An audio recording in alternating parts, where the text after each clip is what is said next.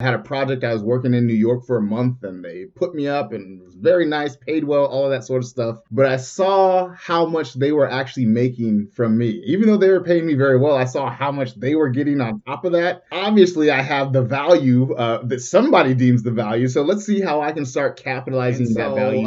From For there, myself, I said, you know what, let me just start the firm. I ended up getting my first client during the first week. One thing that always stuck out to me and that he would often say is he'd always say, if you can, don't work for somebody else. Try to work for yourself. And so that always is in my mind is, let me try to work for myself. And so that's something that really did resonate with me and something that I always intended to do in some form or some way.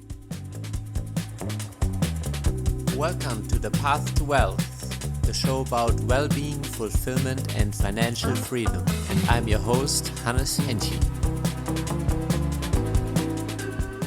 Hello, everybody. Today we have Nic McGrue. He's a lawyer, a professor. He's the principal of Polymath Law. I was very curious where that name originally came from, so hopefully he's going to give us more insight in that. And Nic, welcome to the show. Thank you so much. Very happy to be here. Awesome. So maybe we just start right out the gate with where did that name Polymath came from? Because at first when I saw that, it really drew my curiosity. How did you come up with that particular name for your law firm? Yeah, so part of it, the fact that you're asking me where I got that name from, the name's doing its job. So when I started the firm, I could have been the law office of Nic McGrue, but we've seen that before, we've heard that before, and so I wanted to think of something that was just a little bit more creative than that, but then also something that reflected both myself and the great clients that we have the opportunity to serve. So I first became familiar with the term polymath in college, and it just really resonated with me because I said, yeah, I'm somebody who likes to learn new things and acquire new skills, and a polymath is kind of like a Renaissance person. So I considered myself a polymath. And so when it came time to choose the firm name, I wanted, like I said, to incorporate some piece of me other than just my name. But then the other cool part is that it also reflects our clients. I have some clients to where we're helping them with an Etsy shop, helping them set that stuff up. And then 10 minutes later, I'm helping a client acquire an $80 million apartment building. And so our clients have a wide array of skills and legal needs. And so the polymath reflects not only myself, but also the great clients that we're able to serve as well. Yeah, I mean, there's definitely some diversity here. I would probably more resonate with the real estate investor part of your work, but you also serve people in the entertainment industry. So how does that balance go for you in your day-to-day law practice? I like it. Part of the polymath in me is kind of intrigued by just having some diversity in what I do. And even the way that we got into entertainment, it really was that I was helping clients out with just pure business stuff, contracts, setting their entities up and things like that. And they're clients that just happened to be in the entertainment field. And so when they started, getting more successful and having bigger contracts, they came to me and I said, well, this isn't specifically what I do. I could do it and I've got, resources and people to bounce it off of, but, I can find you an entertainment lawyer if you want. And they said, well, no, we'd rather just stick with you. And so thankfully, I had a lot of awesome clients that wanted to work with me and trusted in me to make sure that if I really couldn't do it, that I would pass it off. But then slowly and surely, we did more and more and more deals. And now we're very comfortable doing the bulk of entertainment needs that clients might have. Yeah. So maybe we can go a little bit back in time and you can tell us a bit about where you come from and what was in between you growing up and now not only closing multi-million contracts in entertainment, but also helping syndicators like myself in the real estate space to close major contracts on multifamily syndications and other real estate transactions. Like, where did that zest for business come from originally? I've thought about this recently, and I remember my grandma told me that when my little sister was born, I was 5 years old. And I remember that there was the candies that says, "Congratulations, it's a girl." And it's kind of funny, but I remember I was saving the wrappers because I was saying I'm gonna make my own candy. I'm gonna use these for wrappers. So even as a little kid, I was thinking Yeah. about ways to to have my own sort of business or something like that. And then another one. We'll say that this is just a hypothetical thing because it probably wasn't the most up and up business, nothing criminal, but when I was growing up is when, CD burners were brand new. Some people might Yeah. not even know what a CD is anymore. I do. I do. I But do. CD burners was the cool new thing. And so Yeah. sometimes I'd make a CD mix and friends would like it. So I might sell that to them. And then I remember when we were graduating, I had a good graduation mix. So a lot of my classmates wanted it. So I was selling those to them. So I always had a little bit of that kind of Yeah. entrepreneurial hustle in me in a bit. And so as I got more educated and got more experience and kind of got more refined ways of kind of honing that interest, that's helped me to kind of get more so to where I am now. So you also studied business in a professional setup, kind of also in terms of real estate. In for someone like me, I can't really relate to the um, educational part of it being in a class setting. How was that from your perspective? Because for me, it was a lot about learning by doing, and there was a lot of education on my own time. You know, what I consider maybe the podcast university, as my friend Matt coined it. But how was that in a more professional setup for you? Was it because it means that you're very intentional about it already, and that you're headed that direction? Where did they um, sense come from that you really wanted to hone in on it in a more set educational background?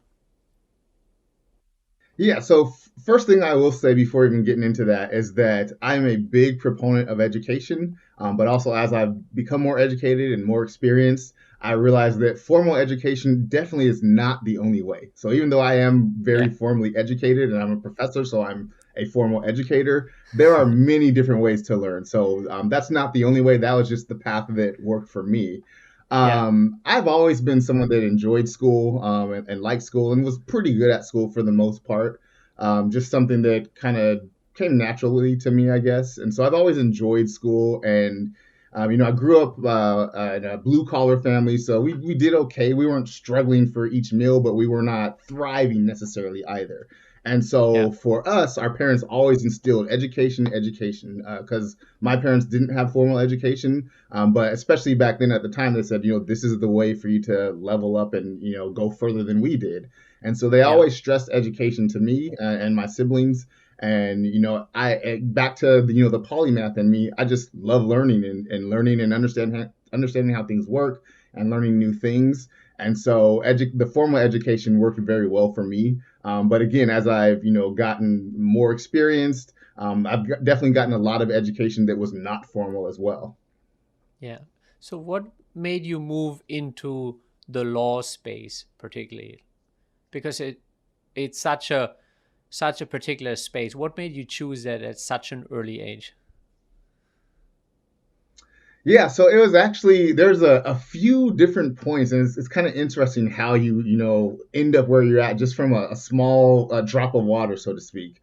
So Yeah. I'd say the first one there's this show when I was in ninth grade. I used to like it. It's called The Practice, and it's about a small law firm and kind of just the struggles and things they had in the firm. And so I liked watching that show, and I just remember at one point my dad said, you could be a lawyer if you wanted to. And at the time, I thought, that's only for those super smart people. I couldn't be a lawyer. That's not a chance. But that was kind of the first little seed that was plugged in. Yeah. And then when I went to the University of Washington, and my freshman year, I got an email that basically said, "Hey, join this email list if you might be interested in law school." And all I had to do was just click, sure, I Yeah. can get a couple emails, no big deal. And so I went to some of those meetings and I was like, oh, this seems like it might be kind of cool. But again, laws for the super smart people, and that's not me, at least that I thought. And so then I had my sophomore year of college, I took, it was Management 300, which was basically an introductory business law course. And I just loved that course. It just made so much sense. I'm somebody that likes a lot of order, and I'm a rule follower, and so law has all of that, and so it just really clicked with me. And so at that point, I said, "Yeah, this is what I want to do. I want to do this law stuff. It's just very interesting, and it made sense, and so I really enjoyed it." And so from there, I knew at sophomore year, I knew that law school was the plan. And it's kind of interesting that once I got into law school, I loved the subject matter. I loved what I was learning, but I kind of was like, I don't know if I really want to do this law thing. I like the information, but I don't really want to be in court fighting and all that sort of stuff. Yeah. And then my second year of law school, I took a course, entrepreneurship in the law. And so there it was combining the law, but also with business principles. And I said, yeah, that's what I want to deal with. And so I started focusing my law school classes dealing more with real estate and business because I knew that that's kind of the fields that I wanted to use this legal knowledge in. So that's when you really honed in on that original passion of rewrapping candy and burning CDs. That's when you brought Exactly. that Yeah. into the legal practice. Exactly. So, and then how was the journey for you to go from somebody practicing law into opening your own law firm? I graduated in 2009, and so that was kind of one of the worst times to become a new lawyer. The economy here Yeah, was very, very bad, and most so most things were probably worst bad timing around then. yeah, the worst time to be becoming anything essentially. Yeah, And so my original plan, because I had that entrepreneurial bug, was to work for a firm for 2 or 3 years and then branch off and go on my own. And so typically in law school, you during your second year, or second year summer, wherever you're working, you're hoping you get an offer from them for when you graduate. And so I did that. I was working at a company, a strong, solid company, and they said, "Yeah, we love you. We want to have you when you graduate."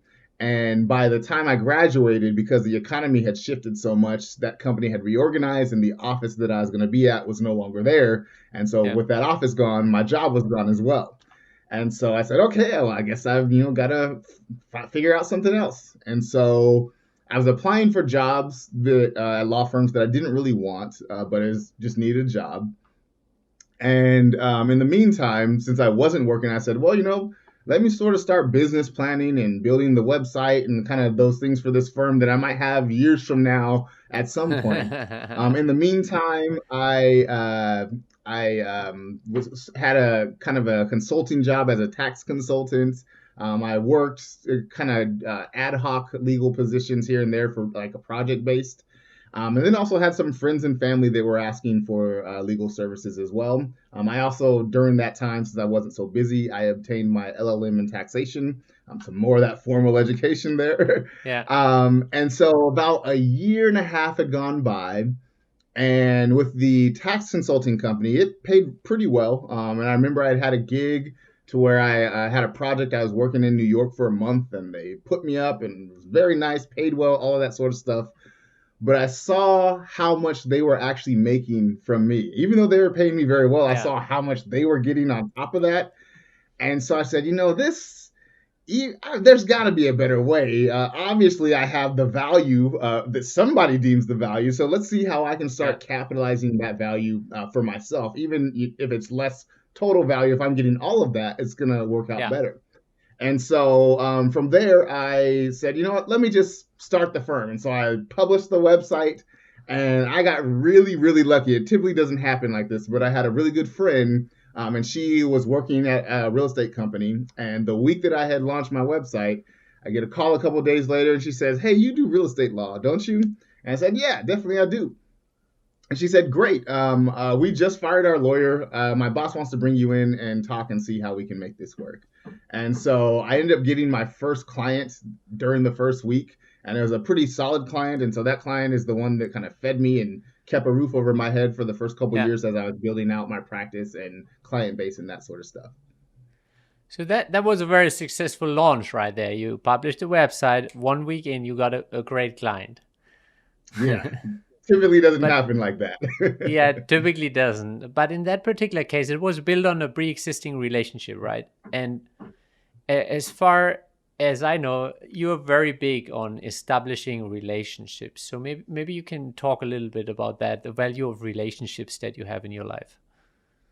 Yeah, and even the motto of the firm is relationships first. Just because for me, Yeah, that is, if I look back to kind of all the milestones of success, I'd say probably all of them had a catalyst with a relationship.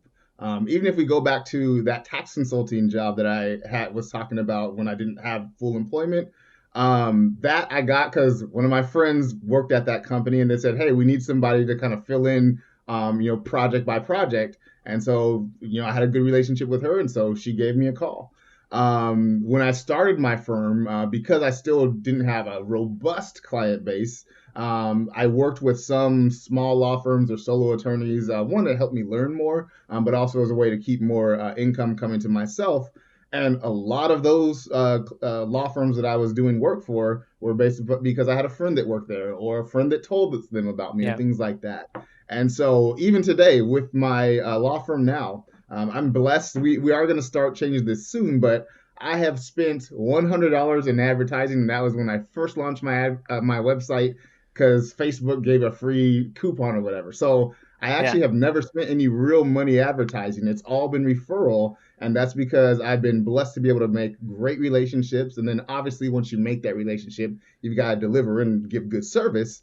yeah. But I've built a very successful and strong business solely off of relationships. So relationships to me are key. And the cliche thing is it's your network is your net worth. But that is rings so true for me. So, for someone who is getting started on the entrepreneurial journey, what would you give them on their way when it comes to relationships and how they should conduct them and what should they be looking for? I think the one of the big things is just be very genuine.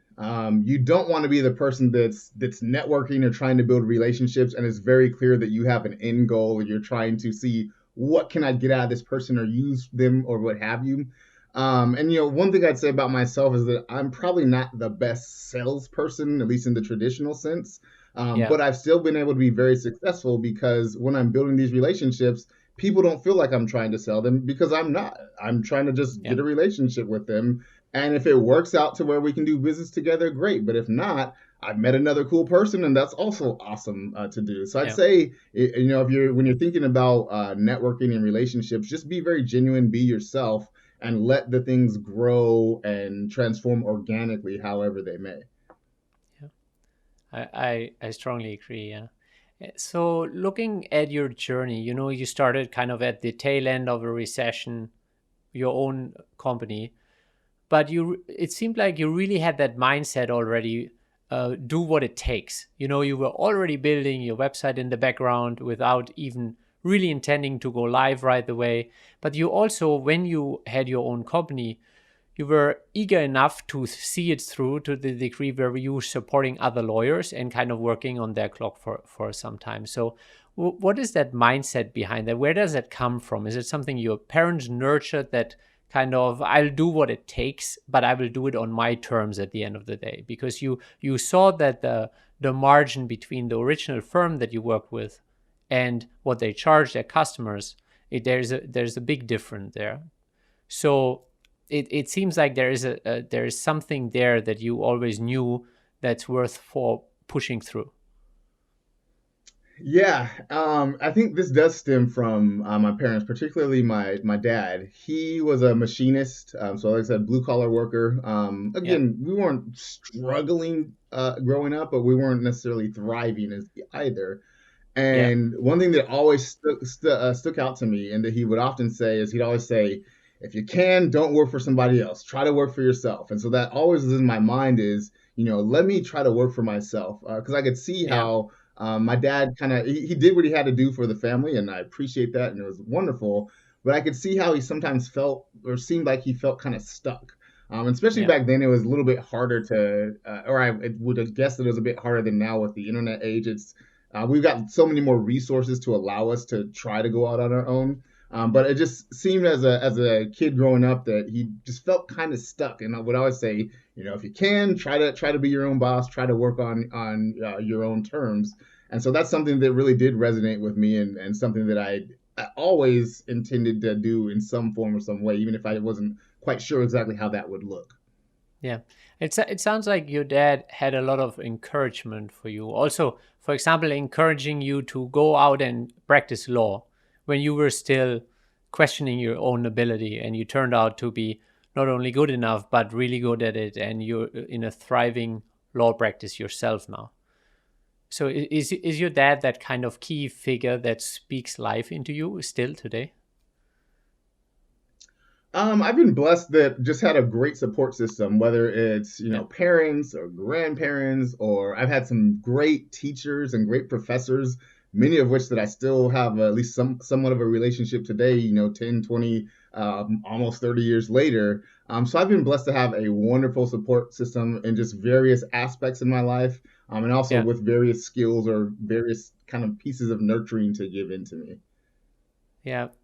I mean, that's amazing. I feel like whenever I speak to people, there's a few key figures, but most of them don't have a whole range. Like you seem to have on each part of your journey multiple different individuals that really encourage your journey, right? So, for example, you being a professor yourself, what is that you think a professor can guide people towards to nurture maybe their personal curiosity, or make sure that they actually step into what is the right path for themselves? Um, yeah, so I think again, it's just being sincere, being genuine, Yeah. and giving the advice that you think is salient at that time. But you kind of hit on one of the reasons why I became a professor. I love the law. I love just learning about it, talking about it, all that sort of stuff. So it's great. But I had some amazing educators that really poured into me in my life. And so being a professor kind of, I hope, gives me that opportunity to do that to other students. So that is one of the Yeah. catalysts and reasons why I became a professor is that, I wanted to try to be that inspiration that so many of my educators were for me. Because I can say without a doubt, without them and my family and all the other supports, I would not be where I am today. And so trying to put myself in a position to be that in that role or that support for someone else is important for me. So what do you think separates an educator that pours into their students from someone who doesn't? Because just looking back at my own story, I clearly remember those educators or teachers that understood where I was in my trajectory and what I needed, more than just maybe checking the box on what they had on to maybe school me on that day. And there were some who made a real difference by speaking to where I was in the trajectory and encouraging that part of my journey, rather than someone who just tried to check the box as far as the schedule goes. Yeah, I think it's passion, especially the role of an educator. It Yeah. is you are wearing lots of different hats, and it is a tough job. That's multiple jobs. But if you have a passion for what you're doing, then you're gonna get it done. And that's I'd say that almost for any job. We're talking about the path to wealth, and I really would say it's have a passion because if you have the passion, then that means you're saying this is something important. This is something that I want, and so I'm gonna sacrifice or I'm gonna take the hard steps or make those Yeah. hard choices that get me to where I ultimately want. And so with education, it's the same thing. Sure, my main job is to teach people about the law. But part of, at least I think, part of the job of an educator is also to help, mold and shape and be a resource for those students as well. And so, sure, I could say, class is over. Don't bother me with your questions. Don't ask me about how I got into law school or the past Yeah. there.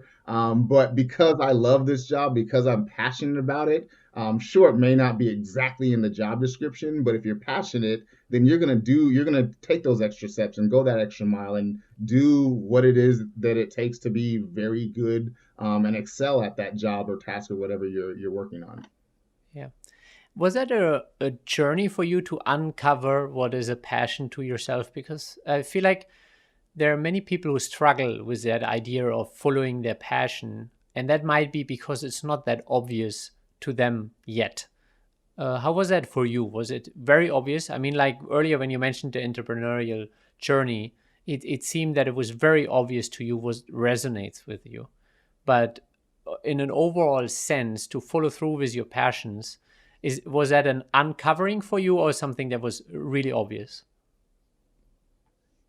I think it was a slow uncovering. And I think part of it came again from the polymath, kind of just exploring, trying different things. And I started realizing, okay, this is what I'm good at, or when I'm doing these things is when I feel where I don't have to Yep. think, I don't have to work. It just comes. And so it was a bit of a discovery process. I'd say mine was probably a little different just because at least at first, really was kind of not all over the place, but trying a lot of different things and wasn't necessarily saying, well, I'm a lawyer, so I've got to work at this law Yeah. firm and I've got to go into court and I've got to put my suit on and all that sort of stuff. I was more saying, okay, I have this law skill set, but that doesn't Yeah. necessarily mean that I have to be the traditional lawyer in that sense. I think that's from what I've been hearing so far from people that really think or live their passion, um, that the magic sauce might just be in trying till you find it rather than just deciding. Like, you could have stuck with the traditional perspective of law, but rather than doing that, you were kind of tinkering around. And I guess also, given that you were in that early stage of your own company, maybe you were forced to tinker around a little bit, and you probably were able to identify what felt right to you, right?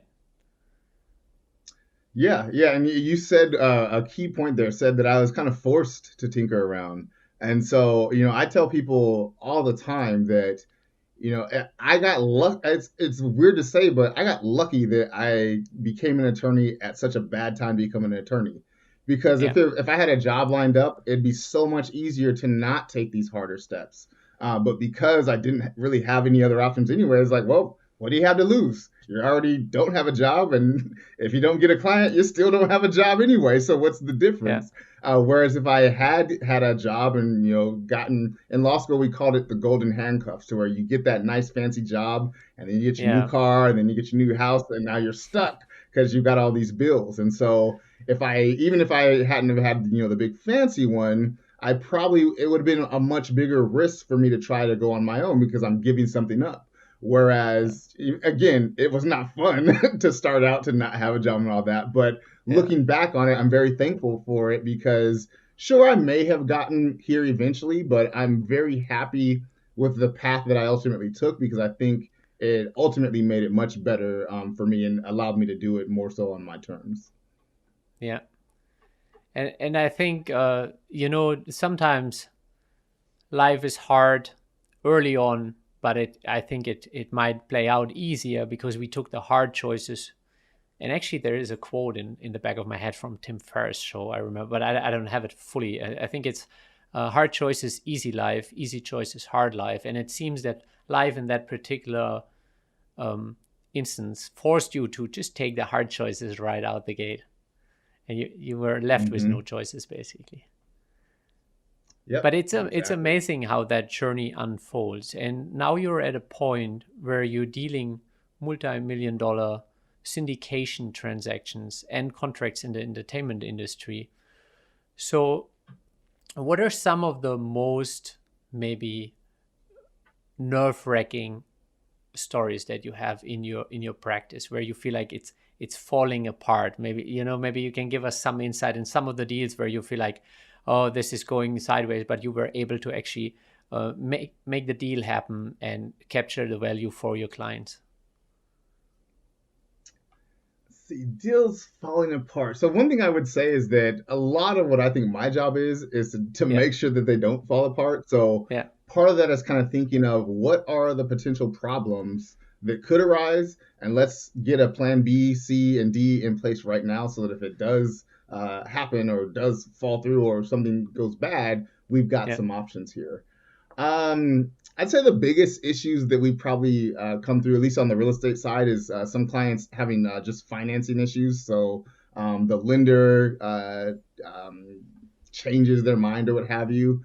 One fairly recent, we had a client that was closing on a multifamily, and obviously in COVID, the rents are sometimes good, sometimes bad, and there might be Yeah. a lot of non-collection.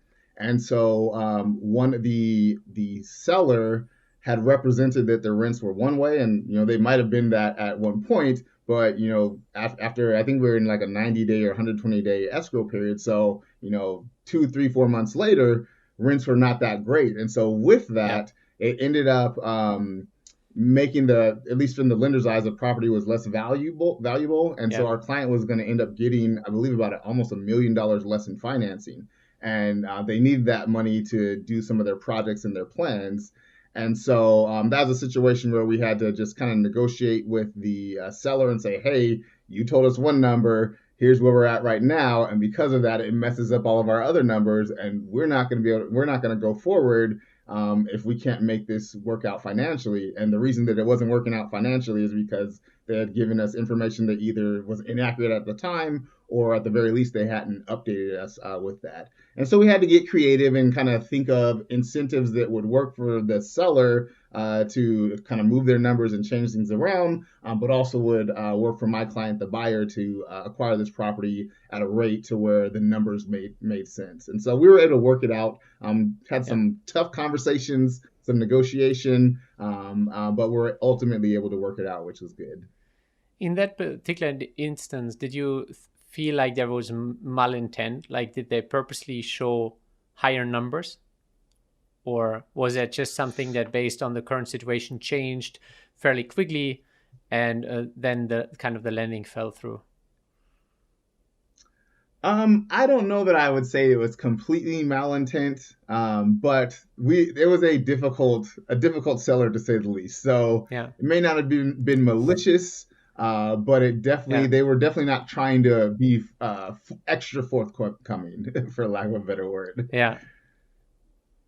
So then, how were you able to navigate that with the seller? I mean, it's such a delicate situation. Probably there's also other potential buyers lined up. I mean, in the current market, there's a lot of buyers lined up usually. So how were you able to navigate that? Essentially, we had to say, look, your next buyer is going to have the same issue because now you have a more current rent roll, and so the Yeah. same problem is going to arise. And for this one, the closing was in December, so it's towards the end of the year, and the seller really wanted to sell this before the end of the year, and so we said, Yeah. look, the next buyer is going to have the exact same issue, and you're going to start this over, and you're not going to be selling this until March or April, and so and it's probably going to be for the same price. You're just delaying this Yeah. down for 4 months. And so it took us a lot of conversations to finally get them to realize that that was the likelihood. But thankfully, they did come around, and we're able to work it out.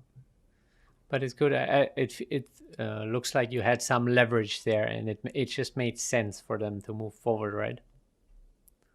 Yeah. So when it comes to syndications, I mean, I come from the real estate investment um, branch, but technically what I'm hearing more and more is I was originally only exposed to syndication. What are some of the more creative syndications? I know one of my friends, he's in Broadway shows syndications, which is something that I haven't been exposed to. What are some of the other, you used the word creative before. So what are some of the syndications where we would think it's rather creative, something that we might have not heard of yet?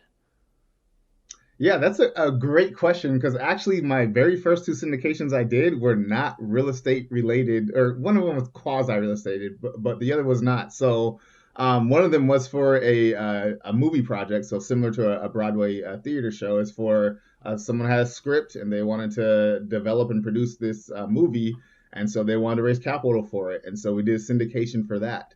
Another one was for a winery. It was a family-owned winery, and had been family run for a while, which they weren't necessarily doing it the most business savvy way. And Yeah. so they needed to get some capital, and were willing to give up a portion of the winery for that. And so we did a syndication to raise capital for a winery as well. So yeah, it's a lot of people think, and still, my anecdotal thought would be that real estate probably is the most common type of syndication. But really, Yeah. if you look at anything that's costing multiple millions of dollars, there's a good chance that some project like that has been syndicated. Even if we think about sports teams, sometimes Yeah. the acquisition groups that buy those are syndications, and we don't think of it necessarily as a syndication, but it is. To simply put, a Yeah. syndication is you're pulling money together to buy a project. And so think about any big project that takes a lot of money, there's probably some money pooling together, and that's syndication. Even for large, like $100 million bills, banks will syndicate together. So instead of a bank, even though the bank Yeah. could, pay $200 million for a project, sometimes they'll say, I'll do 50. Acme Bank over here is going to do another 500,000, and this other bank's going to do another 50 million or what have you. So even banks syndicate amongst their larger deals as well. Yeah. So from a passive investor perspective, syndications can look rather scary, and you're really there to make it a trustful relationship, even if things go south. So speaking from a real estate perspective, what are some of the key pillars that you are putting in place that the passive investors are taking care of? Yeah, so one thing I will say is that if I'm crafting the syndication documents, technically I'm there to protect the issuer. But with Yeah. that, I do believe that in doing that, I am at least offering some protection to the investors as well. Because when we look at syndications, obviously it's going to look different depending on which exemptions from securities you're using and things like that. But at the end of the day, for almost all of them, there's a good amount of disclosure that must be made because the issuer, the person who's running the deal, Yeah. they're in a position that's going to know a whole lot more about the things that could go wrong or what things we need to hit in order for it to knock it out the park. And so there's a lot of disclosure that's involved. So while I am technically representing the issuer when I create a PPM, for instance, Yeah. it does offer some protection to the investor. So some of the things that investors want to look at is look at what those risk factors are and see, are there some things in there that I don't feel comfortable with? And if so, that's fine. I get some clients, especially ones that maybe haven't done a whole lot of syndications. I'll send them the PPM, and they're like, "Wait, what is this? This They get a sounds heart attack. bad." Because there's things that says, you might lose all your money. This could go wrong. The world could Yeah. end. Everything bad could happen. And it's funny because on the opposite side, when I'm reviewing a PPM for an investor, they'll say, "Yeah, it looks really scary. Can you take a look at this?" And I look at it, and when it looks like the world's burning, I'm like, "Yes, good job. That's what it should look like." If I get a PPM and I'm looking at it for an investor and it makes it seem like everything's roses and smells like perfume, I say, let's vet that person a little bit more because things can go wrong. Things are going to go Yeah. wrong. They're almost always, if you ask any super successful syndicator, something has gone not according to plan.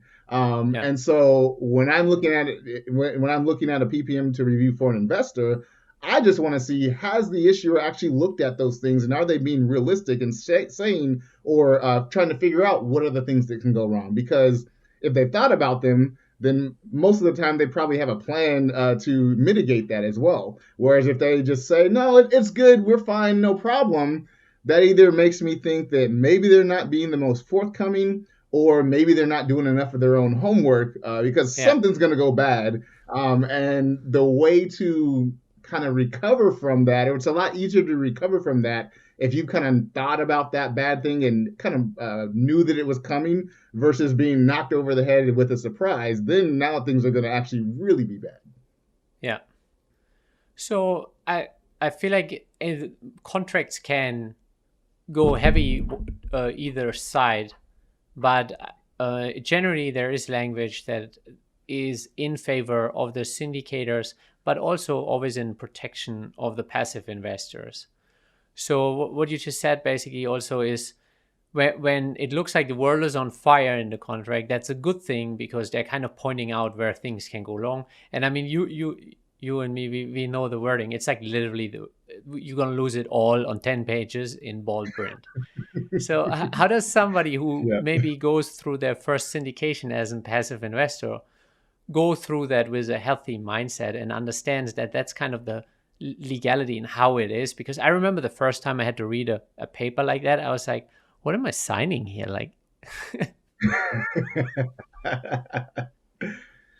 Yeah, I'd say the other thing is if you look at a publicly traded company, they're going to have disclosures as well. Theirs are just published, and so you can read them somewhere. A lot of us yeah, just don't. But if we're investing in the stock market, a publicly traded company has essentially the same stuff, We just don't read it as much because we're just, either having our planner buy stocks or doing a couple clicks online to buy stocks. So all companies are Yeah. going to have that. Even Apple, Yeah. or the top stocks, the FANG stocks, they're all going to have some things that says, hey, if this happens, it's going to be very detrimental for us. And so that's all that a PPM is saying. Is saying the same thing, that hey, we have some plans in place. We want to do well. We're going to try to do well, but things can happen to where we may not do well or may not do as well as we anticipated. And here are some of those things that might happen, that might make the deal less savory than if they didn't happen. Yeah. I think you just made a crucial point that most people overlook is all of those investments, even if I'm in my traditional brokerage account online, I'm still clicking the box. I'm just not reading the 40 pages or 60 pages or whatever it is, because it's done with a click and you know next, and you just purchased whatever you purchased. But on those real estate transactions, it's a little bit more tangible because you actually have to go through everything, or at least you should look at everything. Mm-hmm. So when it comes to investment, at which stage in your life was there something where you're like, okay, this is actually, how not only I'm building my own business, but if I want to create wealth, I need to take it to the next level of investment. What kind of nurtured that in your personal journey? Um, I think for me, because I still work a lot. Thankfully, I do enjoy what I do, but I'm trying to get to a point where I'm working less and less. And Yeah, so, I'm like, well, I have a good situation now. I have a situation where I've learned and know how to make money, but I don't want to be doing this forever necessarily. And so, another good way to make money is to have my money do the work instead. And yeah, so it does take some time, and I didn't start here. And even to be candid, my investment is fairly recent, in just the last couple of years, to where I got to a place where it was very comfortable and also not scary and daunting for me to do that. Just yeah, because, at least for me, I grew up where it's like you work hard and you save your money, and you work hard and you save your money, and that was the way. And that can work, and depending on where you're at, that might be the at least the first step that you want to be looking at. But I got to the point where I'm like, okay, I've worked hard, I've saved my money, and I've worked hard and I've saved my money, and now let's stop that work hard part. Work comfortably, yeah, work when you want to, sort of. And so investing is a way to kind of take that work really hard part away, and more so work in what you're passionate about when you want to work, versus having to constantly grind. And so, kind of having that shift to where I'm saying, okay, I've got that first, pillar kind of covered. Now let's see, where can we go to level up? What can be the next way, or the yeah, next step? And so, investing is a great way for that, because it really does allow you more opportunities. And so, for me, that when we're talking about wealth path, that is really what my goal is that I wanted to have opportunities. I don't necessarily need to have the nicest house or the fanciest car or the expensive clothes. Those things are nice, and sometimes I might splurge a little here and there. But it's more so, I just want to have opportunities. If I want to yeah, go on a vacation, and I'll say this to not throw any shame at anybody. If you're budgeting and have to really be conscious about these things, if that's where you're at, I think that's great, and that's what you need to do. Because if you're not doing that, you're going to be stuck in kind of a rat race. yeah, But for me, I want to have the opportunity to where I can say, you know what, I want to go on this vacation, and I can decide to do that, and it's not going to be extremely detrimental to me, or something that's going to throw all my financial plans out of whack. Or I want to go and eat dinner at this place this time. Again, it's not things for me that I'm doing constantly, but having the opportunity. I'm originally from Washington State, in Los Angeles now, and so a lot of my family's still back in Washington. So, if maybe my little cousin is graduating, I want to go up and see their graduation, and I don't want to have to yeah, think about, am I going to have to skip some meals this month, or what are we going to have to move around in order to do yeah, that? I want to have the ability to seize those opportunities when they come. yeah. So what was that mindset shift like? I think you and me can relate. We both come kind of from the work hard and save.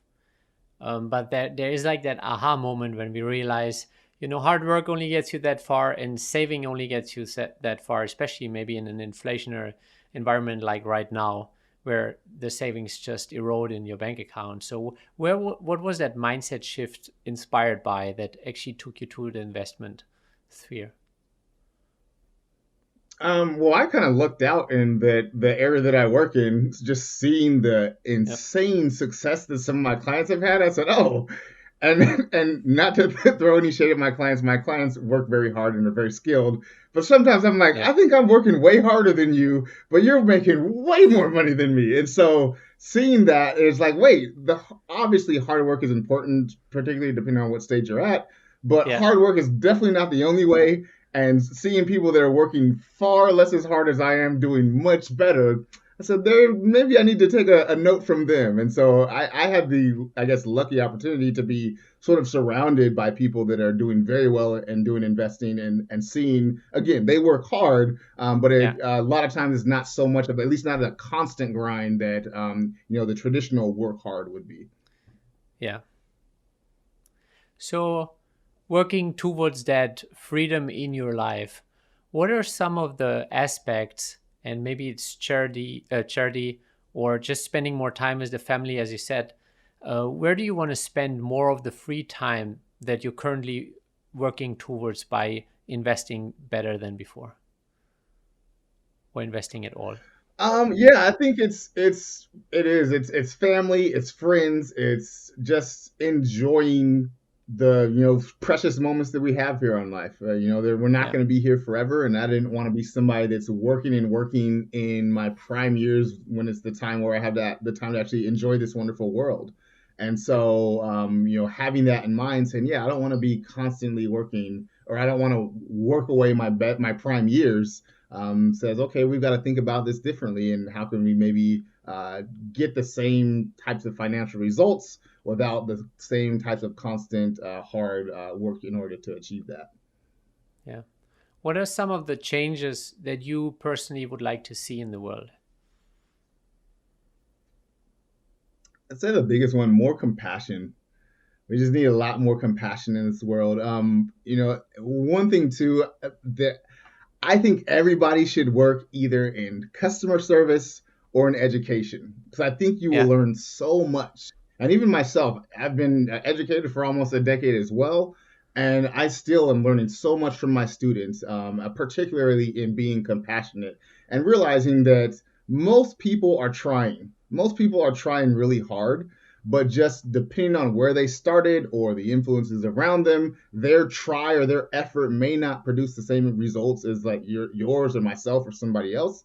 But I think most people are trying to do their best, and I think more if we had more compassion to kind of see that, yeah, they're trying, even if they're failing miserably, they're trying, and have some compassion so that we can treat them with that compassion and realize, yeah, they're not just being a bad person or a lazy person. They're trying, but just depending on life circumstances or whatever else, their try doesn't necessarily produce the same results as your try.